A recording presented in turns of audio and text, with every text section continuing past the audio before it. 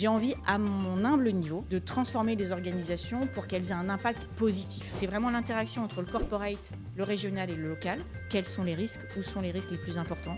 Pour assesser les risques potentiels qu'on peut avoir dans notre organisation. Et je dis toujours, sur la RSE, la compétition, elle est positive. À la fin, c'est la planète et les people qui gagnent.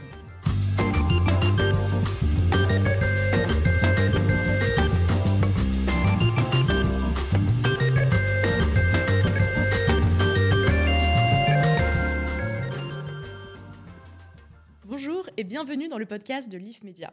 Le podcast de Leaf Media est une plateforme d'échange entre les professionnels de l'ESG pour échanger des expériences, des initiatives et des perspectives pour tous ceux qui travaillent dans l'ESG ou s'y intéressent de près. J'ai le plaisir d'accueillir aujourd'hui Flore Cholet. Flore Cholet est la directrice du développement durable du groupe Edenred. Edenred, c'est un grand groupe coté de 12 000 employés partout dans le monde, 45 pays. Et ils sont spécialistes en solutions de paiement pour les avantages employés ou les solutions de mobilité. Avant de travailler chez Edenred, Flore a passé 10 ans dans le marketing, notamment chez Danone, où elle a ensuite l'idée la stratégie climat. Elle a passé ensuite 1 an chez Céline avant de rejoindre le groupe Edenred. Bonjour Flore.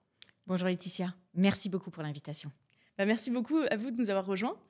On va d'abord parler de votre parcours. Alors, vous avez commencé dans le marketing et au sein de votre expérience chez Danone, vous êtes passé du marketing à la sustainability. Alors, comment s'est fait ce changement? Est-ce que c'était quelque chose de naturel pour vous? Qu'est-ce qui vous a attiré et qu'est-ce qui a fait dans votre rôle chez Danone en fait, que ce changement de carrière, quelque part, faisait sens? Alors, effectivement, j'ai commencé ma carrière dans des fonctions marketing, dans l'agroalimentaire. J'ai fait du chewing-gum, des tablettes de chocolat et quelques années des yaourts. J'adorais ce métier, mais au bout de 9-10 ans, j'ai commencé à me dire, après avoir fait le yaourt à la fraise, aux fruits rouges, à la framboise, je commence un petit peu à saturer. Et puis, au cours de ma carrière en marketing, j'ai eu l'occasion de travailler sur un projet de transformation qui consistait à supprimer le suremballage carton des lots par 4. Alors, c'est un peu technique, mais concrètement, pour un marketeur, l'emballage, c'est le premier levier média. Et quand on me dit, j'ai un super projet pour toi en marketing, on va supprimer ça parce que c'est bon pour l'industriel, ça fait un emballage en moins, et on veut en faire un succès business. C'est assez challenging pour un marketeur, c'est moins 20% d'expression média, mais c'était surtout une énorme suppression d'un volume de carton. Et je me suis dit, mais ça, c'est une bonne façon de faire du business. C'est une nouvelle façon de penser le business. Et ça a commencé à mûrir, ça faisait écho à mes choix privés. Et puis, j'ai commencé à me dire, je trouve que trop souvent, quand on est au marketing, on voit le consommateur comme un porte-monnaie avec 2 jambes. Et c'est bien plus que ça. Moi, ce qui m'intéresse, c'est de parler aux citoyens qui votent, qui lit la presse, qui a des convictions, qui essaient de soutenir l'agriculture tout en soutenant son porte-monnaie. Et c'est toutes ces convictions-là où je me suis dit, OK, j'ai envie de travailler sur un métier à impact. J'ai envie que toutes ces réflexions que j'ai, moi, en tant que citoyenne, j'ai envie de les porter dans mon métier. J'ai envie, à mon humble niveau, de transformer les organisations pour qu'elles aient un impact positif. Et à ce moment-là, je me suis dit, après 9 ans de marketing, j'ai envie de faire de la RSE et j'ai pris à ce moment-là la direction RSE des produits laitiers de Danone en France, puis de l'ensemble des filiales en France. Voilà, et c'est comme ça qu'a commencé maintenant, il y a 10 ans, ma carrière en RSE. Et alors, qu'est-ce que vous avez vu sur ces 10 années qui vous ont amené aujourd'hui à Edenred? Quelles ont été un peu les étapes clés, les principales évolutions que vous avez vues dans le métier? Alors, la première chose, c'est quand j'ai pris ce métier il y a 10 ans, à l'époque, pour être tout à fait honnête, la direction des ressources humaines me dit mais en fait, c'est dangereux pour ta carrière, tu sais, le marketing, c'est la voie royale, tu veux vraiment faire de la RSE, t'es sûr? Parce que c'est un peu une voie parallèle. Je dis non, mais en fait, je suis sûre parce que je suis sûre que c'est comme ça que je veux faire du business. C'est pas à côté du business. C'est une nouvelle façon de faire du business et c'est la bonne façon de faire du business.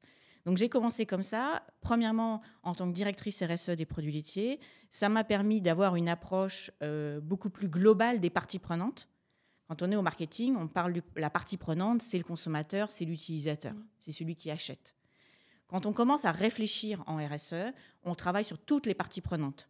Bien sûr, les utilisateurs ou les consommateurs, mais les institutionnels, les ONG, les syndicats, tous ces éléments-là, et ça donne des réflexions beaucoup plus enrichissantes. Ça, j'ai trouvé ça passionnant et ça m'a nourri. Deuxième élément, on va travailler sur des sujets extrêmement larges. Donc, on parle souvent de la RSE, donc de l'environnement, du social, de la gouvernance. Donc, ça fait un scope beaucoup plus large. Par exemple, à ce moment-là, chez Danone, je vais travailler énormément sur les enjeux de nutrition. Parce que la façon dont on complémente ou pas un yaourt, ça a un impact sur la nutrition et sur la santé des gens. Quel choix on fait? Est-ce que c'est au yaourt de porter tous les enrichissements nutritionnels ou pas? Donc des vraies discussions, des vraies réflexions en termes d'impact qu'on veut avoir sur la santé publique. Donc je vais commencer à travailler sur ces sujets-là, mais également sur le geste social. À l'époque, je travaillais sur un site qui était basé à Saint-Ouen, qui est une ville du nord de l'Île-de-France, avec un taux de chômage très conséquent. C'était un siège de cadre basé à Saint-Ouen. Qu'est-ce que ça veut dire notre rôle sociétal? Comment on fait pour mieux connecter avec la cité, au sens noble du terme, pour aller donner envie à ces jeunes de rejoindre une organisation comme Danone? Donc j'ai commencé à développer des réflexions autour de l'impact sociétal. Puis j'ai fait ça à peu près pendant 4 ans en tant que directrice RSE France. Puis j'ai voulu continuer en me disant maintenant je veux vraiment travailler sur ce pourquoi j'ai choisi ce métier historiquement, qui est l'environnement. Donc j'ai rejoint les directions environnement monde du groupe et j'ai pris effectivement en charge la lutte contre le changement climatique. Alors c'est très vaste comme titre, ça fait un peu sauveur du monde. De façon beaucoup plus concrète, c'était quoi? C'était de se dire un produit laitier, c'est 90% de son empreinte carbone, c'est les ingrédients agricoles qui sont dedans. Donc l'agriculture, on le sait, hein, l'agro-industrie, l'agroalimentaire, 25% des émissions de gaz à effet de serre, parce qu'on mange, parce que vous et moi, on mange, on a un impact sur la planète. Comment on fait pour demain et faire évoluer les pratiques agricoles pour réduire drastiquement les émissions et redonner vie au sol? Donc j'ai mis en place les règles, j'ai contribué à mettre en place avec l'ensemble des experts les règles de l'agriculture régénératrice pour Danone. Et j'ai adoré parce que c'était aussi une façon d'échanger avec beaucoup d'experts. J'ai parlé de nutrition avant, j'ai échangé avec des nutritionnistes. À ce moment-là, moi qui n'ai absolument pas de bac scientifique, j'avais pour interlocuteur des gens qui avaient fait 3 thèses d'agronomie. Et vous leur expliquiez comment mieux faire leur Et je leur expliquais pas. J'essayais de Ouais. comprendre. J'essayais de comprendre, de voir, les aider à pousser leur idée et à se dire, OK, ce que tu as fait sur 1 ou 2 champs de recherche, c'est hyper intéressant, mais comment on arrive à faire peut-être un protocole plus simple, mais qu'on peut exploiter dans la majorité des pays. Voilà, c'est comme, et je crois vraiment que notre métier en RSE, surtout en entreprise, c'est de sélectionner les bons projets et de les mettre, comme on dit, at scale, les faire vraiment grandir dans l'organisation. Et ça m'a permis de le faire sur un sujet qui est clé pour l'empreinte environnementale, qui est les choix agricoles qu'on fait à travers le monde. Et effectivement, j'ai ensuite rejoint une maison de couture d'un grand groupe pendant 1 an et depuis 2 ans chez Edenred.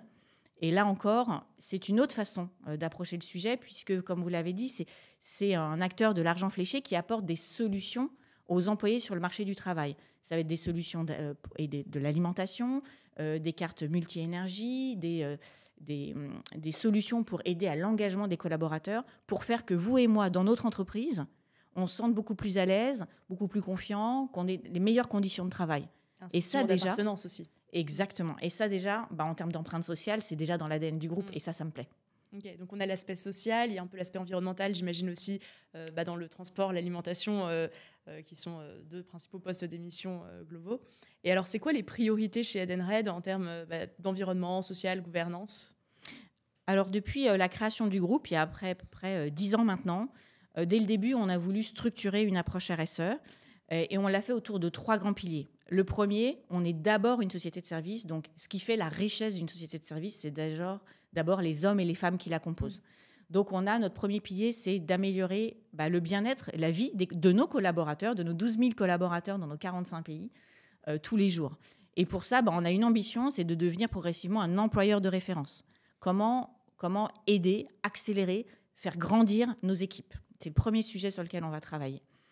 Le deuxième élément, ça va être toute notre démarche environnementale. On est un acteur économique, on a un poids environnemental. Comment on fait pour réduire l'impact négatif qu'on peut avoir et surtout contribuer à un impact positif sur les sujets environnementaux. Et puis dernier point, on veut vraiment être un acteur de confiance. On est d'abord une solution pour les entreprises. Donc on va travailler avec 2 millions de commerçants partenaires, 1 million d'entreprises pour toucher 60 millions d'utilisateurs à travers le monde de nos solutions. Comment on fait pour aider ces entreprises à elles-mêmes grandir sur leurs enjeux sociaux et environnementaux? Et donc, on a des solutions qui vont aider nos partenaires, nos clients, à faire leur propre transition. Alors, pour être plus concret, quelques chiffres peut-être. Sur la partie sociale, la première chose, c'est on est une fintech. Si je vous demande spontanément l'image que vous avez de l'employé de la fintech, ça risque de manquer de diversité. Ouais. Donc pour nous, c'est un enjeu et la finance. Exactement, c'est la double peine, Voilà. la tech et la finance. Comment on fait pour changer ça? on prend des engagements et on se bouge tous les jours. Donc, on a pris l'engagement d'ici à 2030 d'être à au moins 40% de femmes dans les positions exécutives. C'est-à-dire, et aujourd'hui, sur un groupe de 12 000 collaborateurs, quand il n'y avait que 27% de femmes il y a 5 ans dans les positions exécutives, aujourd'hui, on est à près de 38% de femmes dans les positions exécutives, 30% de femmes au COMEX. Presque 40, bien en avance. Super. Et c'est un combat de tous les jours et c'est quelque chose qui nous porte vraiment parce que c'est très important pour nous qu'on aille chercher le meilleur des talents et que chacun puisse être lui-même. Voilà un exemple sur le social. Sur l'environnemental, bien évidemment, on voulait se baser sur les référentiels les plus reconnus. Donc, on a mené toute la démarche pour avoir des objectifs de réduction carbone qui soient parfaitement alignés avec la science. Donc, on l'a fait dans une démarche qui est connue par un certain nombre d'entre vous, qui s'appelle Science Based Target Initiative, qui vise vraiment à avoir des plans de réduction carbone alignés avec les accords de Paris. Ce n'est pas nous-mêmes qui décrétons que nos objectifs sont assez ambitieux.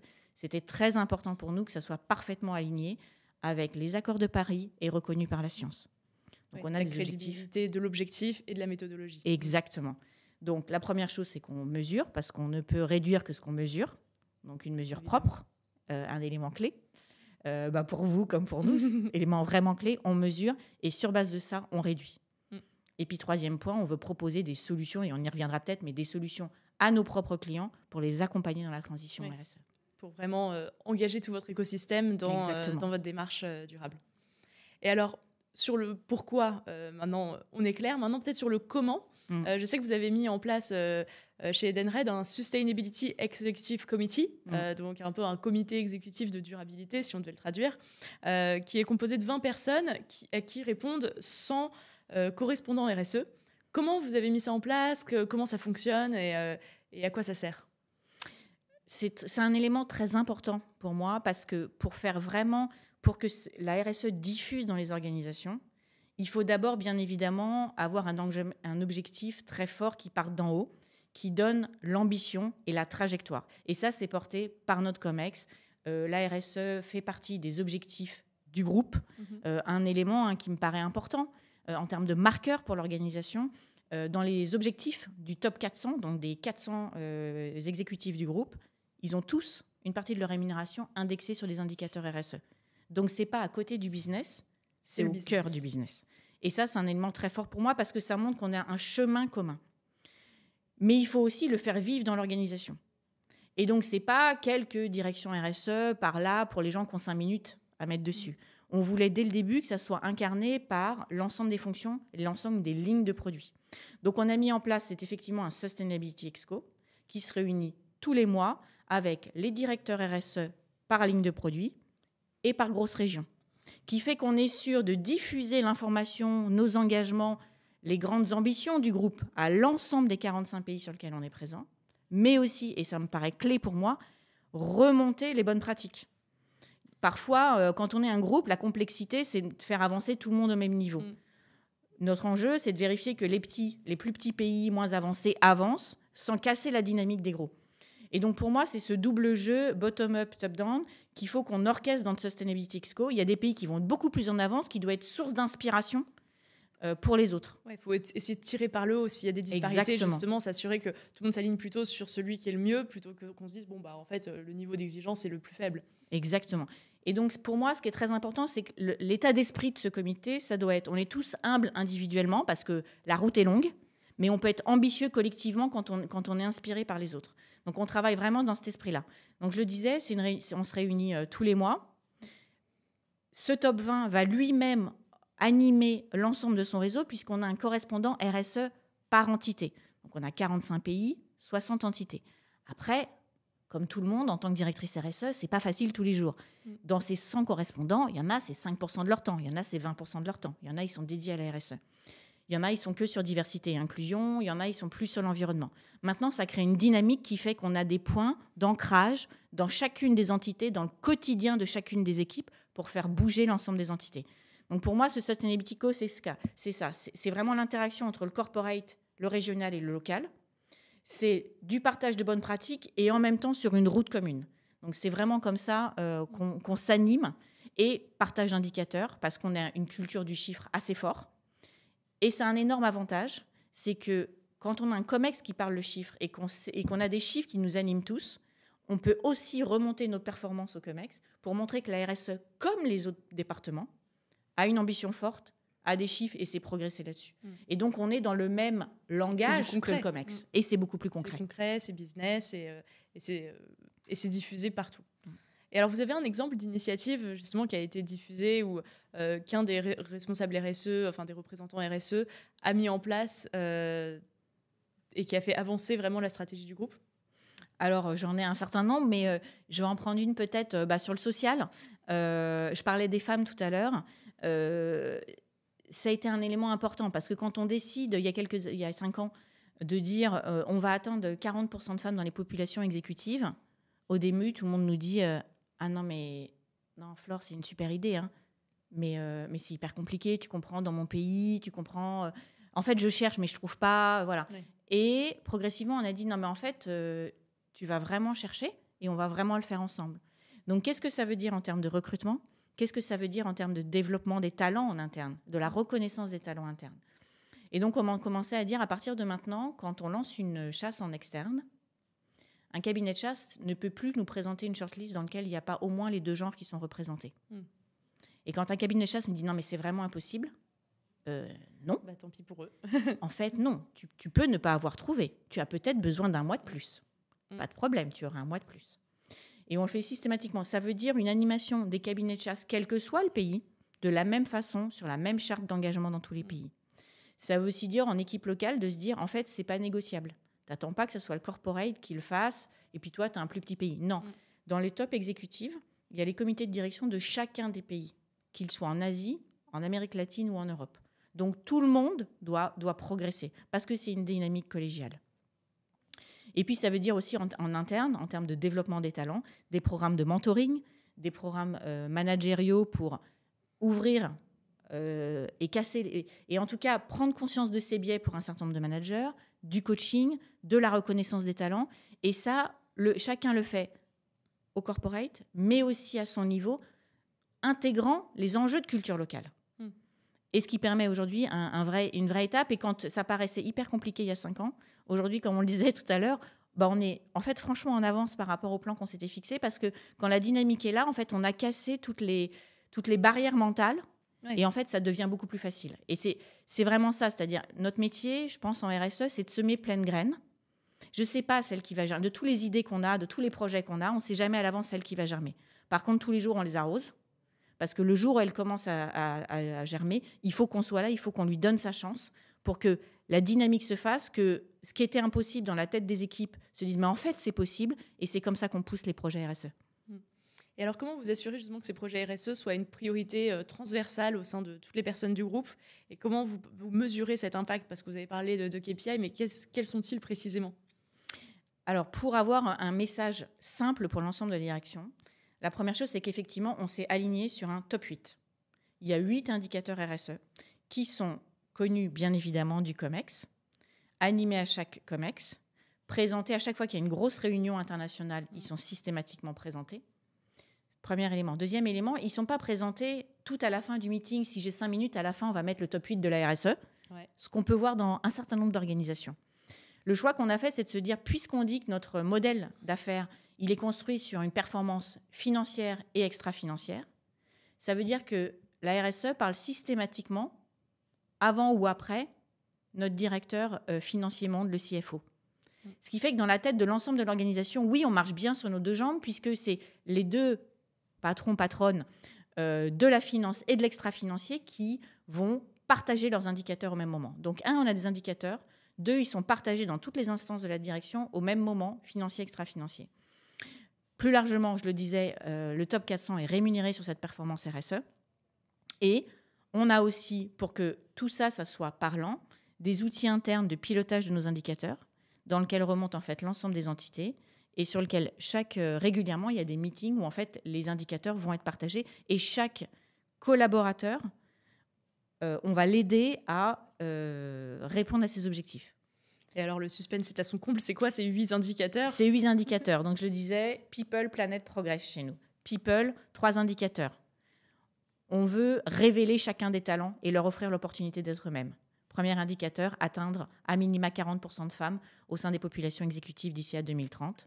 Pousser la formation de l'ensemble des équipes, offrir l'opportunité à chaque collaborateur de grandir dans l'organisation. Ça se mesure comment? C'est quoi? C'est pourcentage de personnes qui ont eu un training? Exactement. D'accord. À travers le monde. Et troisième élément qui fait partie des valeurs du groupe, c'est aussi de pousser l'engagement. Parce que quand on commence chacun à offrir de son temps, à contribuer à des projets RSE, on voit qu'on peut agir et la dynamique s'enclenche. Et donc, on a des gros projets tous les ans de journée du volontariat qui va permettre dans l'ensemble des 45 pays du groupe de connecter avec des ONG locales pour aller porter un projet avec des communautés locales. Cette année, par exemple, au mois de juin, on a créé des partenariats pour cette journée du volontariat avec 250 ONG au niveau mondial. On ne va pas sauver le monde avec ça. On crée la dynamique. On donne envie aux collaborateurs de se dire « moi aussi, je peux contribuer. Moi aussi, dans mon day-to-day, c'est possible ». C'est cette dynamique d'engagement qu'on veut pousser. Ça, c'est nos 3 piliers people. Et ça, vous le mesurez en nombre d'initiatives, nombre de projets? Exactement. Le nombre, alors plus exactement, le temps passé, puisque c'est aussi ça, c'est pas juste « j'ai passé 5 minutes, j'ai rencontré une énergie, c'était sympa ». Non, tu vas offrir du temps. Parce que la plus belle chose que tu as en entreprise, c'est le temps que tu as. Et donc, on offre du temps à ces ONG pour contribuer à leurs projets avec les communautés locales. Ça, c'est nos 3 premiers KPI People. KPI Planète, je l'ai dit, c'est vraiment rentrer dans une démarche de plan de réduction de nos émissions carbone. Et puis, sur la partie Progress, d'abord, assurer les fondamentaux. C'est un peu technique, mais on est d'abord des services digitaux. Donc, on a des critères en termes d'IT security, de qualité, de charte éthique, bien vérifier que tout le monde incarne les valeurs éthiques du groupe. Et tout ça, c'est pour accompagner nos clients dans la transition de leur modèle. Donc, on a aussi des engagements en termes d'accompagnement du Sustainable Food and Sustainable Mobility, concrètement d'encourager le bien manger, promouvoir des bonnes pratiques agroalimentaires, on le disait, 25% des émissions de gaz à effet de serre autour de l'alimentation et l'agriculture. À notre petit niveau, comment on peut contribuer par les tickets restaurants à améliorer et pousser le mieux manger. Et puis sur la mobilité, on est un pourvoyeur de cartes multi-énergie. Comment on accompagne nos clients de passer d'une consommation de fossil fuel à des consommations énergiques plus low carbone. Ça peut être l'électrique, par exemple, en Europe, comme c'est significativement le bioéthanol en Amérique latine, par exemple. D'accord, ça fait 8. Moi, il y en a un sur lequel je me pose une question, c'est comment on mesure l'éthique? Alors, de façon très humble, on commence d'abord par faire signer et engager 100% de nos collaborateurs sur la charte éthique du groupe. C'est-à-dire que ce document, ils doivent le signer. Ce qui est un acte fort, je prends conscience des valeurs du groupe et je m'engage à les incarner. Bien évidemment pour nos employés. Et depuis cette année, on veut aussi que ce qu'on appelle les contingent workers en anglais, nos consultants qui viennent renforcer nos équipes. On a quand même, sur les 12 000 collaborateurs, on a près de 3 000 pure tech, donc des consultants IT qui font des lignes de code. Ces gens-là aussi, quand ils travaillent un certain nombre de temps pour nous, en fait, ils représentent l'entreprise. Donc, on veut aussi que ces populations tech, les consultants, s'engagent sur ces chartes éthiques parce qu'ils vont incarner Edenred et les valeurs. Et donc, c'est dans cette démarche-là qu'on fait. Alors ça, c'est le KPI tel qu'il est, mais bien évidemment que ce n'est pas signer un papier qui fait la charte éthique d'un groupe. On a derrière tout un programme incarné par nos politiques devoirs de vigilance, mais également tous les grands principes de sécurisation de l'éthique qu'on peut mettre en place. Ok. C'est justement sur ce devoir de vigilance. Donc, vous avez cette loi qui, je crois, ne s'applique pas encore à vous, mais que vous avez commencé un peu à mettre en place parce que ça va arriver. Comment vous vous préparez pour ça? Est-ce que vous pouvez nous rappeler un petit peu tout ce que ça englobe? Alors effectivement, la bizarrerie, peut-être par rapport à d'autres sociétés du CAC 40, c'est qu'on est au sein du CAC 40, donc parmi les grands, nous sommes un petit.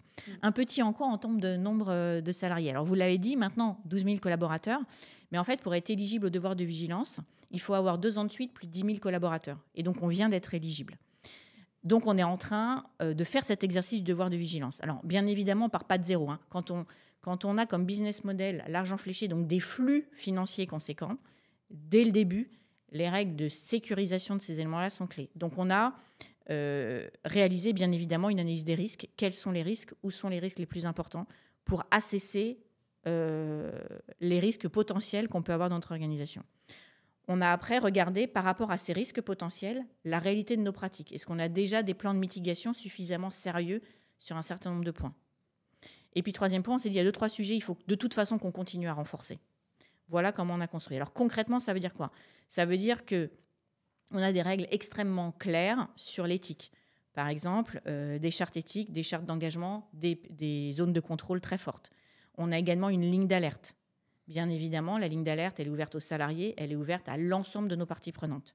Si un jour, dans un pays, il devait constater un risque, type corruption et autres, bien évidemment, la ligne d'alerte est ouverte, il déclenche une alerte, elle est traitée dans un très haut niveau de confidentialité pour que ça soit réglé. Donc, c'est l'ensemble de ces sujets-là d'éthique, de contrôle qu'on va mettre en place.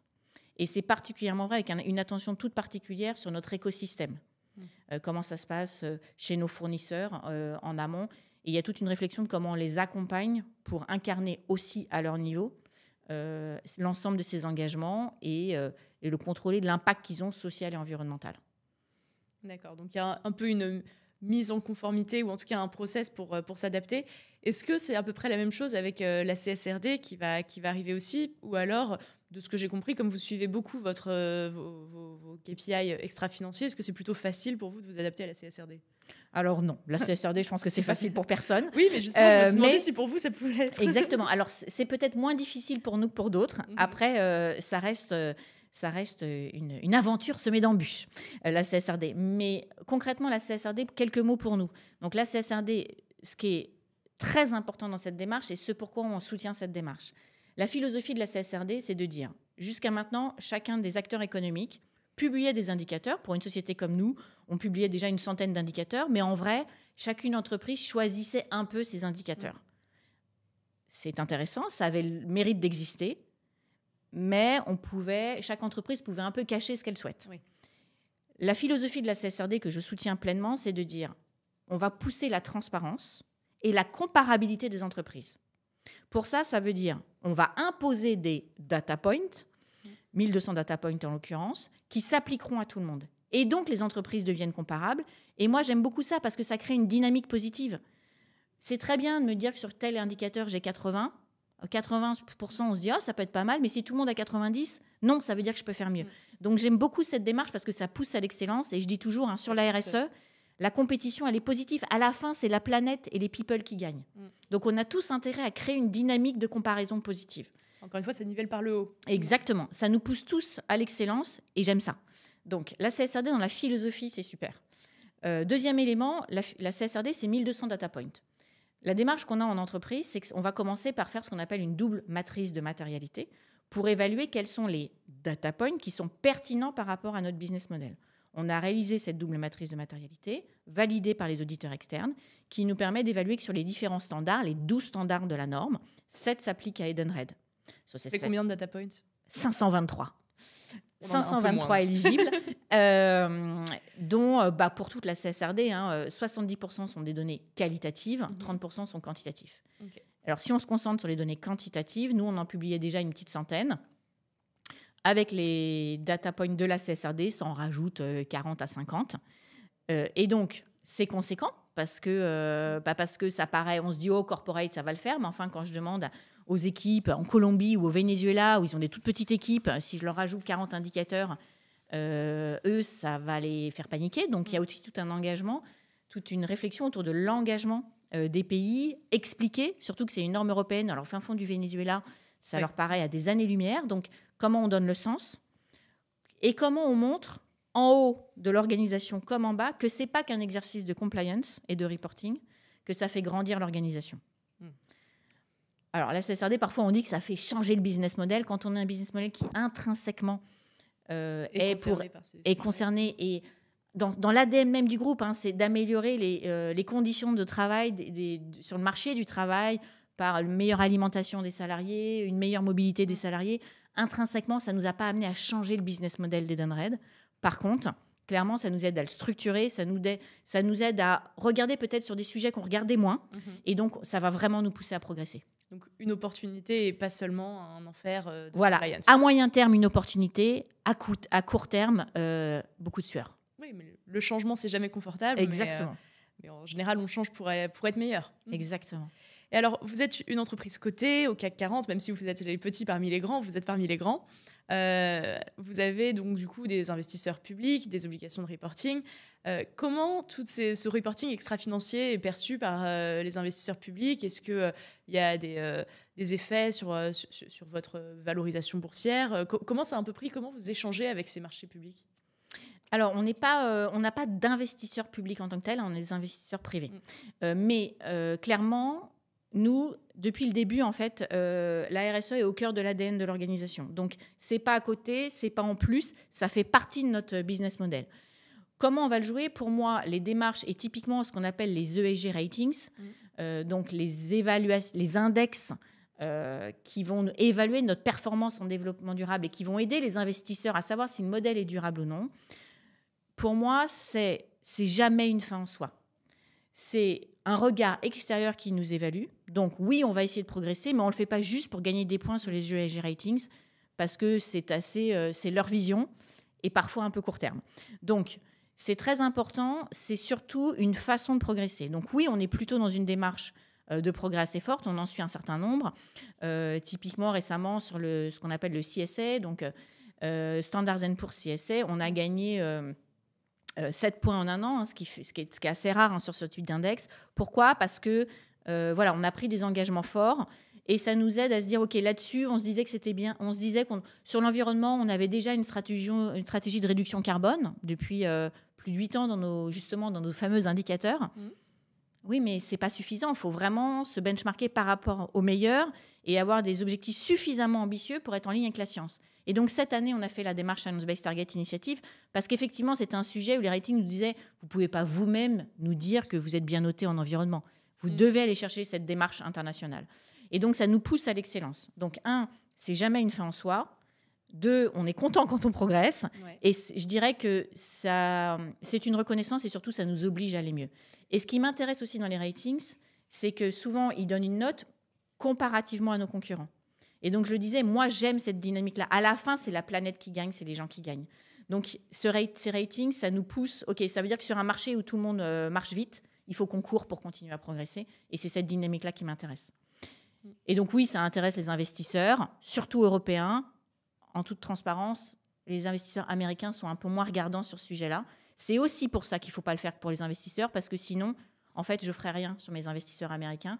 Et alors que nous, on est convaincus que c'est bon pour l'entreprise avant d'être bon pour les investisseurs. Donc en fait, vous en faites encore plus que ce qu'ils demandent parce qu'ils ne sont pas assez exigeants, surtout sur la partie américaine. En tout cas, oui, ça nous pousse à l'excellence et on ne veut pas le faire que parce qu'on nous le demande. Oui. Et alors, vous avez parlé de Standard & Poor's CSA, de SBTI, il y a aussi CDP, vous avez un score. Tout à fait. La multiplication de ces tampons de référence, elle est utile pourquoi? Elle est utile parce que ça a l'avantage d'être une évaluation, entre guillemets, indépendante de notre performance. Donc, et elle est de plus en plus reconnue sur la place. Par exemple, le CDP, donc sur le sujet de l'environnement, pour moi, c'est l'index le plus complet et de fait le plus long. Il faut imaginer que remplir un questionnaire CDP, je pense que ça prend 2 semaines plein temps d'un expert climat chez nous. Ouais. Au sein de mon équipe, avec une complexité du sujet, au-delà pour ceux qui ont la chance dans ce podcast de faire le CDP, au-delà des bugs de la plateforme. Mais au-delà de l'aspect technique, c'est 2 à 3 semaines de boulot d'un expert climat pour comprendre les questions, répondre et surtout voir comment on va répondre, bien sûr, sur l'année N. Et qu'est-ce que ça veut dire de mon progrès de l'année prochaine? Comment ça me pousse à aller plus loin? Donc, c'est un exercice d'expertise très pointu, mais ça permet aussi d'avoir des feedbacks et de pousser à l'excellence. Donc, historiquement, il y a encore 3 ans, sur une société comme nous qui est peu émettrice, on est d'abord du service financier, une société de service. Donc, il faut imaginer pour un groupe du CAC 40, on est autour de 107 000 tonnes d'équivalent CO2 par an sur scope 1, 2 et 3, pour ceux qui s'y connaissent un peu en RSE, donc un full scope. Ce qui fait très, très peu par rapport à des grosses industries traditionnelles où ça se compte en millions de tonnes équivalent CO2. Ce n'est pas parce qu'on est un petit émetteur qu'on ne veut rien faire. Donc, sur ces 107 000 tonnes, on va vraiment pousser comment réduire sur chacun des indicateurs, engager nos parties prenantes, et le CDP, il aide à ça. Et donc, je le disais, il y a quelques années, ce sujet était important pour nous, mais on avait mis moins d'énergie qu'aujourd'hui. On était évalué à un score C. On est aujourd'hui B, avec une vraie ambition sur le sujet de très prochainement être beaucoup plus que B. C'est teasing. On C'est attend de voir un ce qui va teasing, sortir. voilà. Ouais, nous, si on attend notre notation, on l'a fait. Donc nous, ça nous a pas mis 3 semaines parce qu'on est beaucoup plus petits. Mais en effet, c'est du travail. Et parfois, ça peut être un peu redondant aussi avec d'autres indicateurs. Je n'ai pas fait Standard & Poor's, mais c'est aussi compliqué à mettre en place. Alors, le CDP, la complexité, c'est qu'il y a tout à remplir pour les personnes de la RSE qui nous écoutent et qui sont sur ces parties du reporting. Quand un certain nombre d'autres indicateurs, en fait, ils sont déjà pré-remplis. Et l'entreprise qui reçoit va relire, vérifier, donner les éléments manquants, etc. Donc, ça veut dire quoi ? Ça veut dire que la première chose, c'est avoir un rapport intégré, ce qu'on appelait avant la DPEF, déclaration de performance extra-financière, qui deviendra demain Sustainability Report grâce à la CSRD. Plus ce dossier est complet, précis, avec des phrases simples que les indicateurs extra-financiers peuvent reconnaître, plus les questionnaires sont eux-mêmes bien remplis dès le premier jet. Donc, il y a un énorme exercice, quand on fait du reporting, de clarifier les messages, de répondre et pas faire un exercice littéraire de phrases très, très belles comme on aime faire en français avec 3 subordonnés. Ça ne fonctionne pas pour du reporting. Donc, être exemplaire sur le Sustainability Report, le rapport intégré, permet la déclaration extra-financière et le rapport intégré, permet d'être beaucoup plus rapide dans la relecture des index extra-financiers. Donc oui, ils ont un certain nombre de questions et par définition, ils ont tous besoin de vivre de leur business model. Donc ils posent systématiquement des questions qui sont légèrement différentes que le concurrent pour justifier d'avoir leur propre index. Donc c'est quand même beaucoup de boulot. Ouais. Mais si on a toutes les réponses aux questions, peut-être que, si j'ose dire, avec l'intelligence artificielle, on pourrait essayer de deviner les réponses aux questions des uns en ayant les réponses aux questions des autres. C'est aussi pour ça que je disais, il faut que dans la façon dont on rédige nous-mêmes nos documents, les phrases soient simples, que le titre soit explicite, beaucoup plus direct, parce que la réalité, oui, c'est que c'est de l'IA qui va aller chercher l'information et pré-remplir les questionnaires. Donc il y a un exercice maintenant en RSE de, entre guillemets, écrire des rapports qui soient adaptés à l'IA, pas contre l'humain, mais avec l'humain.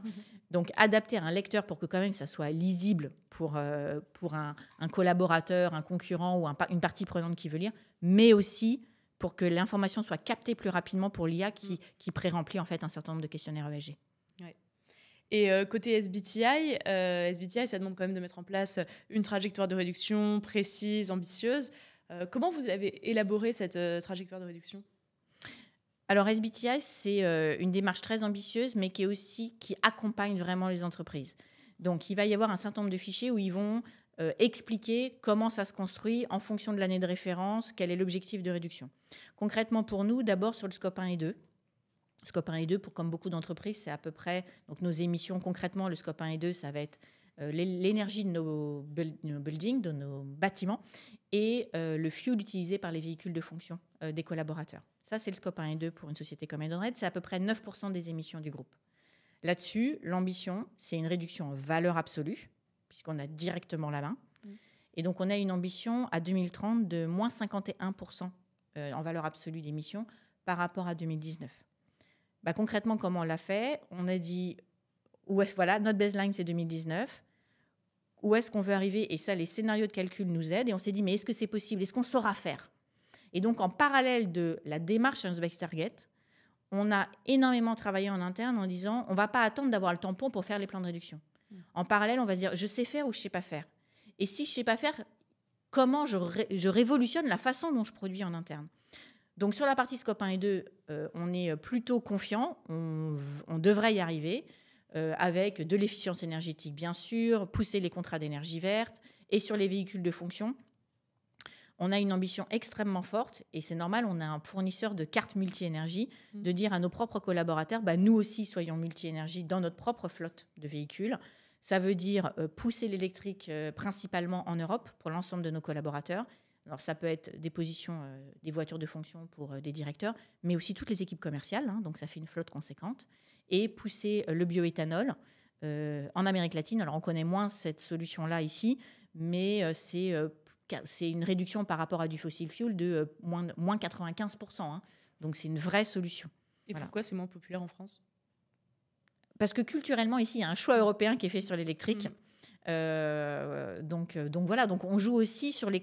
On va faire un plan qui est adapté aux contraintes ou aux stratégies locales. Ça, c'est Scope 1 et 2. Mais bien évidemment, on ne fait pas une démarche Challenge by Target en se regardant que le nombril du Scope 1 et 2. Le Scope 3, c'est notre partie prenante. C'est tout ce qu'on achète en amont et l'aval. Ça veut dire engager son écosystème. Alors oui, c'est plus compliqué, mais c'est tout là où est l'intérêt de l'exercice. Donc on a aussi pris des plans de réduction en intensité sur le Scope 3. Très important pour nous, et c'est un énorme enjeu. On est une société à croissance très forte, à croissance à 2 chiffres ces dernières années, et c'est l'ambition qu'on a sur les années à venir. Donc l'idée, c'est vraiment de faire ce qu'on appelle du découpling. C'est-à-dire il y aura la croissance de l'entreprise, et je veux que cette croissance de l'entreprise n'induise pas une croissance des émissions carbone. Ça veut dire apporter de l'innovation dans l'entreprise pour se dire je vais continuer à croître, mais par contre mes émissions carbone vont être stabilisées et elles vont être décorrélées. Et ça, je trouve que c'est une énorme opportunité en interne. Je dis souvent, mon métier, c'est business as unusual. Les gens, il y a plein d'experts qui font du business et ils le font très bien et ils n'ont pas besoin de moi. Moi, je suis là, je suis le petit caillou dans le rouage. Je suis là pour dire, tu as toujours fait du business comme ça et c'est très bien, sauf que ça générait du carbone. Et bien, tu sais quoi, on va réfléchir ensemble pour que tu fasses le même business, mais on va le faire moins carboné. Comment on peut imaginer de nouveaux process ? On a beaucoup de software, on est une fintech, on a beaucoup de... L'IT, c'est 40% de notre Scope 3. Comment, dans un groupe en croissance comme le nôtre, on fait du Green IT ? Mais concret. Ça veut dire, OK, on avait des discussions. J'étais hier en discussion avec les équipes IT en se disant, OK, aujourd'hui, un nouveau collaborateur, il arrive, il a un nouveau PC. Par réflexe. Parce qu'on a toujours fait comme ça. Parce qu'on a toujours fait comme ça. Il arrive, il a un nouveau téléphone. Par réflexe.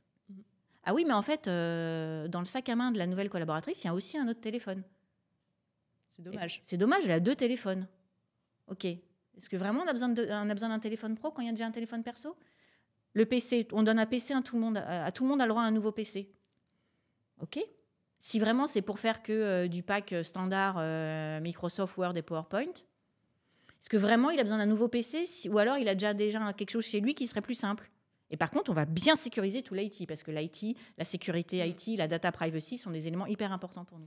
Oui, j'imagine déjà, moi, mon head of security qui me dirait « Non, pas les ordinateurs perso !» Exactement. C'est exactement ça que j'appelle mettre un caillou dans le rouage et dire « OK, le réflexe, tu vas d'abord me dire non. » Et on a une phrase chez Edenred que j'aime beaucoup qui est « C'est yes before say no ». Et si c'était oui, ça ferait quoi ? Comment tu ouvres le champ des possibles ? Là, je prenais l'exemple de l'IT, mais c'est ça, le métier de la RSE. Moi, je ne peux pas être experte de tout. Je ne serai jamais une experte de l'IT, je vous l'ai dit avant. Je travaillais principalement en agroalimentaire et en agriculture régénératrice. Donc, je ne suis pas une experte de l'IT, mais c'est pas grave. Moi, je suis là pour dire, OK, donc ça fait 10 ans qu'on fait comme ça. Bah, réfléchissons. Et si on faisait autrement ? Oui. Imagine. Poser les 5 pourquoi. Pourquoi on ne peut pas faire comme ça ? C'est exactement ça. OK, pourquoi il y a ça ? Et c'est pour ça que mon background, on parlait de tout début de notre échange du fait que je commence en marketing. En marketing, j'étais beaucoup en cellule innovation. Et ce que j'apporte de mon vécu de marketing dans aujourd'hui mon métier, c'est ça. C'est ce caillou qui dit « Et si on pensait autrement ?» OK, est-ce que tu as vraiment besoin d'un PC qui s'appelle Edenred ? Je ne sais pas. Qu'est-ce que ça voudrait dire si au lieu d'avoir plein de software qui récupliquent chacun des data, on avait one single source of data, chacun va chercher la donnée, est-ce que ça serait est-ce que ça allégerait la compta carbone ? Je ne sais pas. Tiens, calculons. C'est ça, la RSE, c'est d'abord repenser où on s'est dit, ça fait 10 ans que ça marche comme ça et on va continuer comme ça. C'est d'abord une source d'innovation. J'en suis archi convaincue et c'est comme ça que je veux qu'on réfléchisse, qu'on joue ce rôle avec l'ensemble des départements de l'organisation.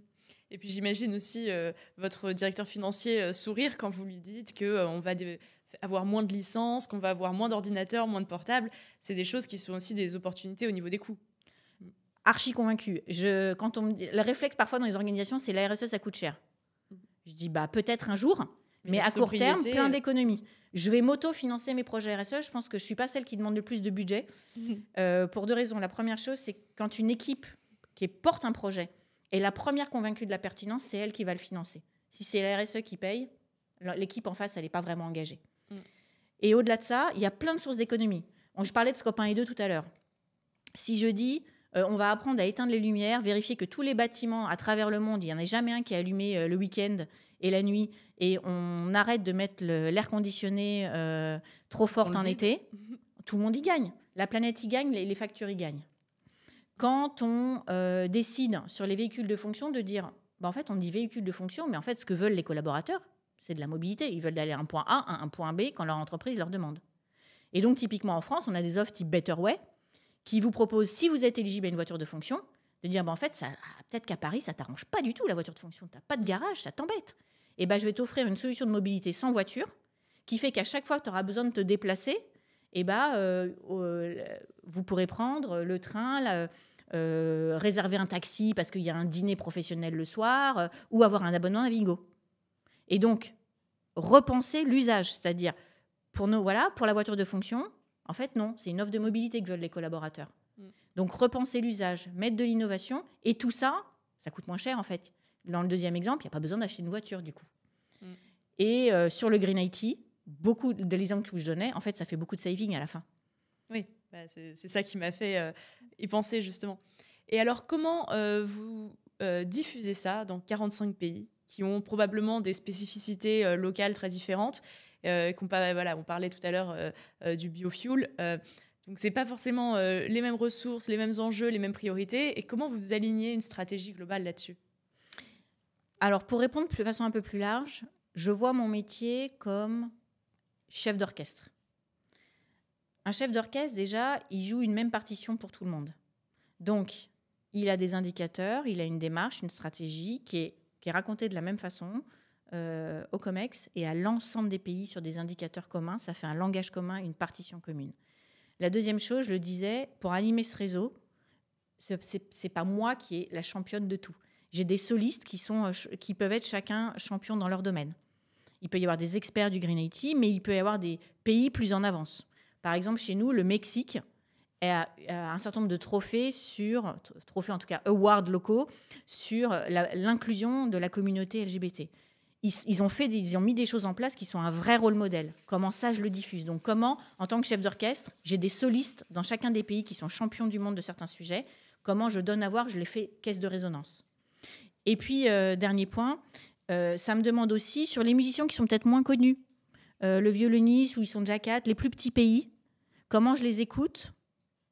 Comment je me dis, en fait, lui, il a besoin de tel support sur tel sujet, je vais l'accompagner. Et j'ai une équipe qui est là pour répondre aux questions des pays, les accompagner, apporter vraiment par nos outils une aide.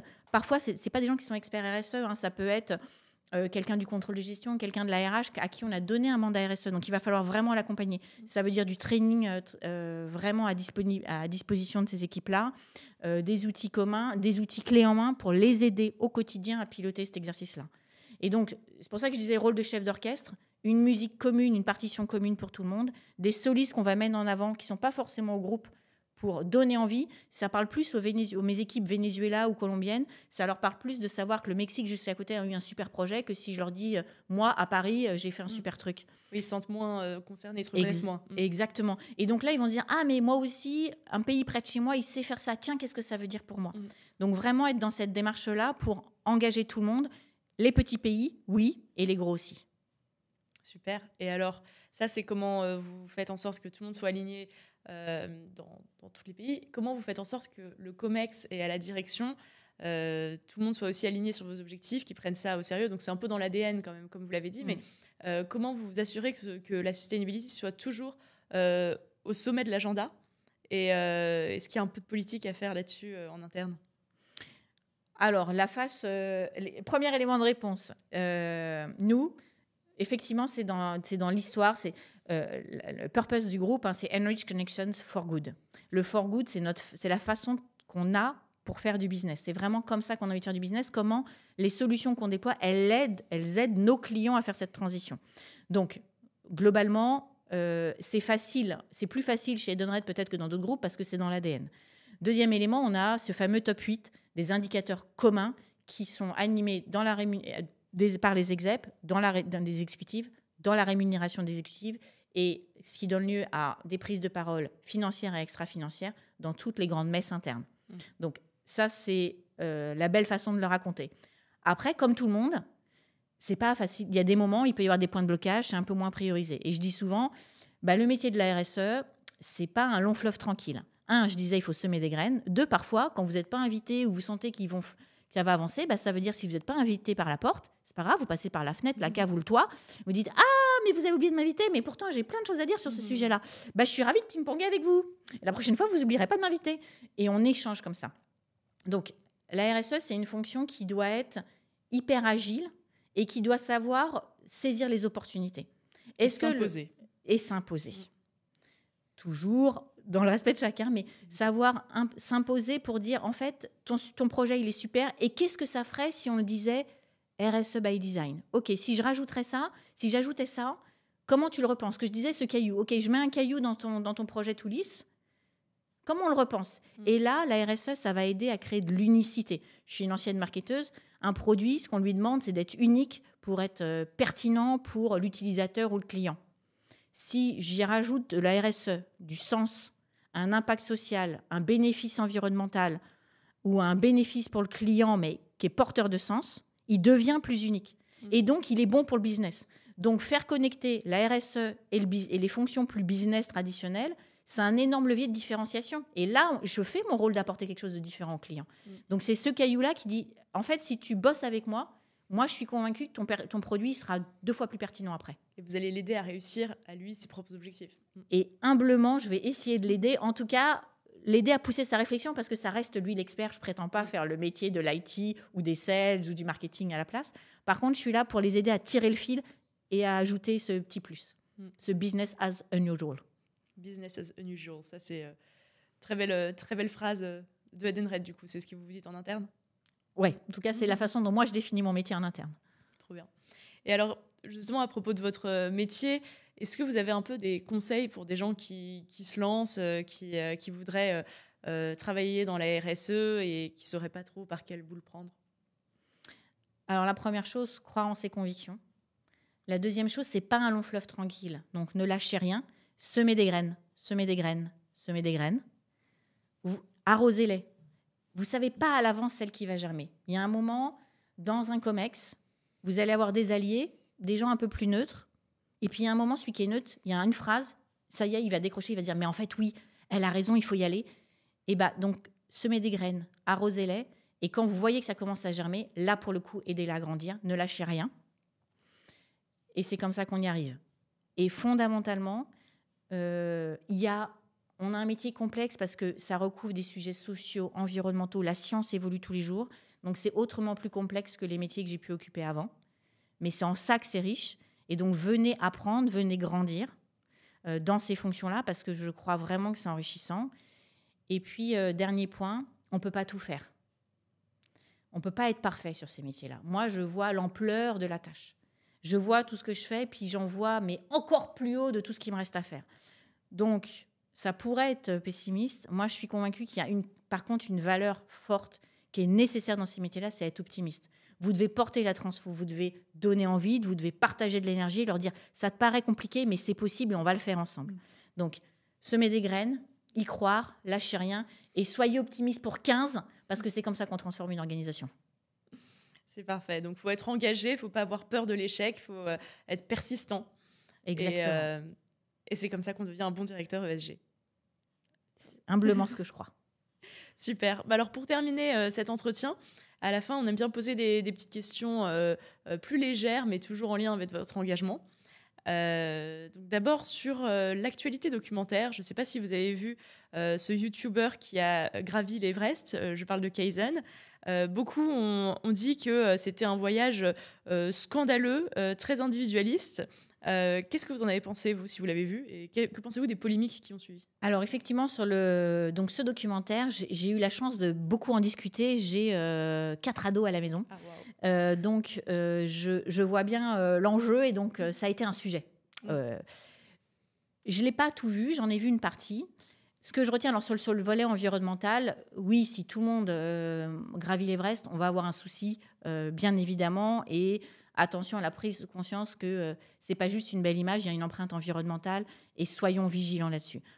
Donc ça, beaucoup a été dit là-dessus. Voilà, je n'ai pas forcément envie de revenir là-dessus. Ce que je trouve intéressant, c'est dans les 30 dernières minutes du documentaire, il y a par contre un message qui était porté aux jeunes qui, moi, en tant que parent d'adolescents, me touche énormément. À la fin, il est dit « bougez-vous ». croyez en vous. Tout le monde ne va pas monter l'Everest. Par contre, tout le monde peut changer sa vie, tout le monde peut avoir un impact à grande échelle. Qu'est-ce que ça veut dire si chacun d'entre nous, chacun des jeunes, chacun des adolescents, chacun des gens qui sont au début de leur carrière se disent « Et si moi, je décidais d'avoir un impact positif ? Si moi, je décidais d'aider pas juste une personne, mais 3 ou 4 ?» Cet effet boule de neige, cet effet de « je prends ma vie en main et je décide d'avoir un impact positif », je trouve qu'il est hyper porteur. On a la nouvelle génération, a en plus envie d'entrepreneuriat, a un rapport au travail qui est différent, avec un équilibre différent, peut-être un meilleur équilibre. Et bien cette source-là d'inspiration, cette capacité à bouger, à nous faire bouger, moi, elle m'inspire. Alors oui, je demande à mes ados, oui, bougez-vous, oui, bougez-moi, parce que collectivement, comme ça, on va changer le monde. Super. Si vous aviez une machine à voyager dans le temps, qu'est-ce que vous auriez changé dans le passé pour avoir un impact positif sur la planète aujourd'hui ? Si j'avais une machine à voyager dans le temps, je reviendrais en 2024. Je suis en 2030, je reviens en 2024. Et là, je me dis, il faut qu'on aille 2 fois plus vite, pour 2 fois plus d'impact, qu'on engage 2 fois plus les gens, parce que le changement, c'est maintenant et c'est tout de suite dont on en a besoin dans nos organisations pour protéger la planète, pour protéger les gens. On a maintenant le pouvoir d'agir. On ne peut pas attendre 2030 pour se dire là-bas, d'ici là, on aura trouvé des solutions techniques fabuleuses. On a la chance maintenant et tout de suite d'avoir un impact. On a cette pépite entre nos mains qui est notre force de conviction, notre force d'impact. Si on l'utilise tous, j'ai la naïveté de croire qu'on peut changer le monde. Donc il est encore temps en fait. Il est encore temps si on s'y met tous. Vous êtes optimiste. Je suis définitivement optimiste. Demain en un mot. Si vous deviez résumer votre vision de demain en un seul mot, ce serait lequel ? Les entreprises sont des acteurs économiques, mais surtout des acteurs sociétaux qui ont entre leurs mains la capacité à changer le monde. Quand on travaille dans une organisation, il faut qu'on se dise qu'on est d'abord un énorme acteur du changement du monde. Donc tous, quel que soit notre métier dans une organisation, on peut individuellement et collectivement se bouger. Soyons humbles individuellement, mais ambitieux pour nos organisations. Bougeons-nous. Ça, c'est vraiment un message qui me semble important. Et est-ce qu'il y a une citation qui vous inspire particulièrement ? Elles l'ont fait parce qu'elles ne savaient pas que c'était impossible. D'abord parce que c'est elles, parce que comme vous l'avez compris, c'est des sujets qui m'importent. Ouais. Repermettons à chacun dans les organisations d'être soi-même. Mettons sa place, la diversité est une richesse. Donc là, c'est l'exemple des femmes, mais ça pourrait être plein d'autres choses. Et je crois fondamentalement qu'avec de l'optimisme, de la conviction, on peut bouger, on peut impacter. Et on doit changer le monde. Pardon, allez-y. Et elle vient d'où cette phrase ? Elle était au féminin de base ou c'est vous qui l'avez féminisée ? Elle était au masculin de base et je la trouve très puissante au féminin. Pas pour juste mettre les femmes en avant, parce que donnons sa place à tout le monde pour que le monde soit plus riche, riche d'idées, riche d'innovations et riche d'impact positif. Ça illustre peut-être aussi un peu le biais qu'il peut y avoir aussi chez les femmes qui n'osent pas et qui pensent que beaucoup de choses sont impossibles et qui se mettent leurs propres barrières. Si elles ne savaient pas que c'était impossible, elles l'auraient fait. Exactement. Et alors, si vous étiez présidente, quelle serait votre principale bataille ? On a 2 leviers sur lesquels citoyens et acteurs on peut agir. L'alimentation, 25% l'alimentation et l'agriculture, 25% des gaz à effet de serre. En changeant notre façon de manger, en tant que citoyen, dans les cantines, dans les restaurants, en utilisant nos tickets restaurants, on peut véritablement avoir un impact et réduire l'empreinte environnementale. Donc, comment vraiment on met en place des bonnes pratiques d'alimentation ? Et je pense que tous les acteurs, y compris institutionnels, ont un rôle clé à jouer. Deuxième élément, la mobilité. Plus de 20% des émissions de gaz à effet de serre à travers le monde.